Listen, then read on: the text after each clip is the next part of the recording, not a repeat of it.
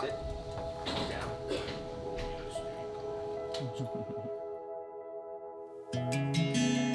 ARF was founded in 1974 because there was a local problem. There were abandoned cats and dogs throughout the community. Since then, East Hampton has been a no-kill community, and now we're able to expand our efforts to help communities like we were across the nation and sometimes around the world.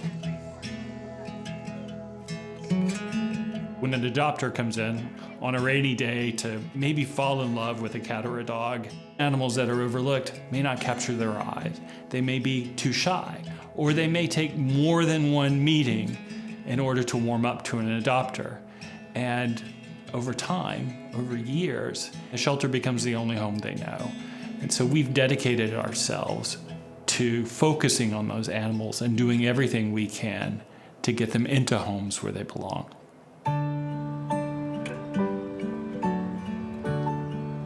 I like to always believe that no matter what, every dog has a chance of being adopted, and sometimes it's easy to think that they might be a lifer, but I always feel like there's somebody out there that'll eventually take them. If we can find the right people, it'll happen.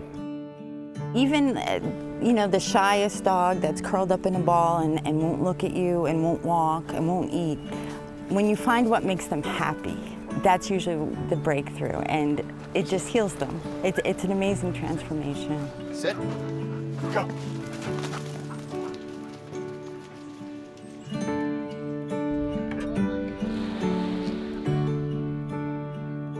Mogli was at ARF for 6 years. He was flown up from Port Isabel, Texas, which is in one of the 5 poorest counties in Texas. Mogli needed a lot of help. When he got here, he had chronic ear disease and he was heavily parasitized. So you knew this dog didn't have the care. He was truly neglected. He was always a little on the shy side, but he definitely, as he matured, started to show that shy turned into fear-type aggression, and we were worried that put in the wrong spot, it wouldn't be good for him. We spoke to Melissa, and she explained his history and how that his next step in finding a home would be for him to have some experience in a home. Let's see if we can introduce this dog to a house, to actually show him love, to show him some caring and support, stuff like that. Let's see how he responds. Give him something he hasn't had.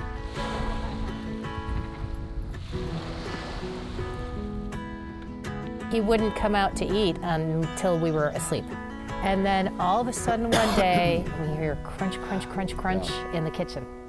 Social eater. And we both kind of went, So it's just been this slow process of him feeling more and more comfortable. He started to become more relaxed and be more social with us and actually hang out with us. And it just turned out he's a mush. He's mush. We thank you for bringing him into our life, and now he has a, rough time right now.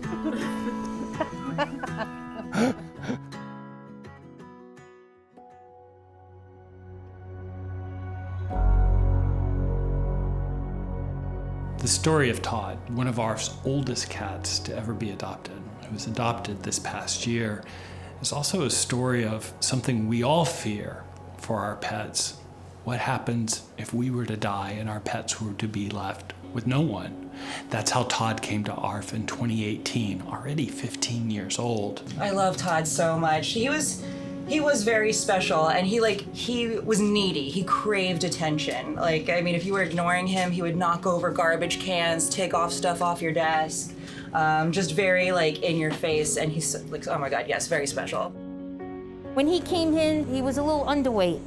So we did diagnose him with diabetes at that point. And subsequently, he was diagnosed soon after with kidney disease. And then later on, more recently, hyperthyroidism. So he had the ultimate senior cat trifecta. For many owners, the expense of that would be overwhelming, but ARF didn't see it as making Todd unadoptable.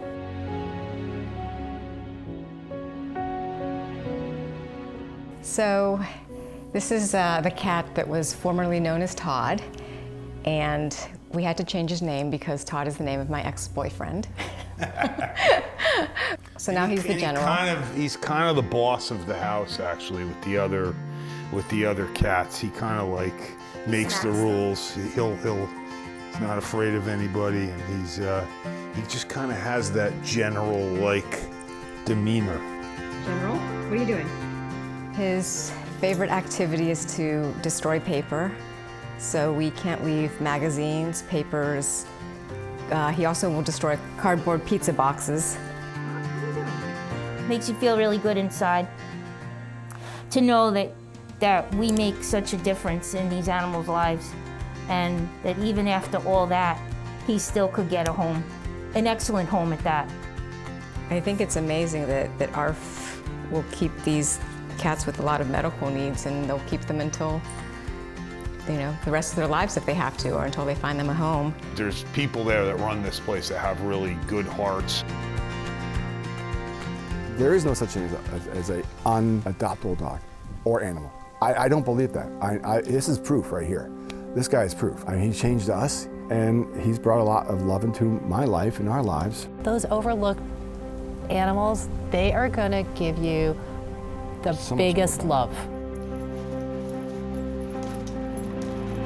The fact is, because of our donors and where we are and the support we have from this community, it allows us to make a commitment to our animals for life, that we're going to be their home. The amount of joy that it's bringing both people that are adopting like us and the animals. There's no better way to spend your money, in my opinion, than helping someone, especially someone that, you know, may have been down on their luck at one point in time. Look at this guy, come on. He would say thank you if he could.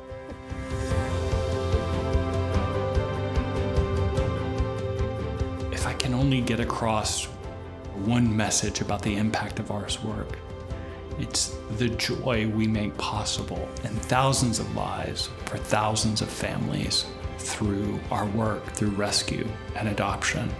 Our donors are a part of that, and it's what makes ARF and our community such a special place. And we should never take that for granted.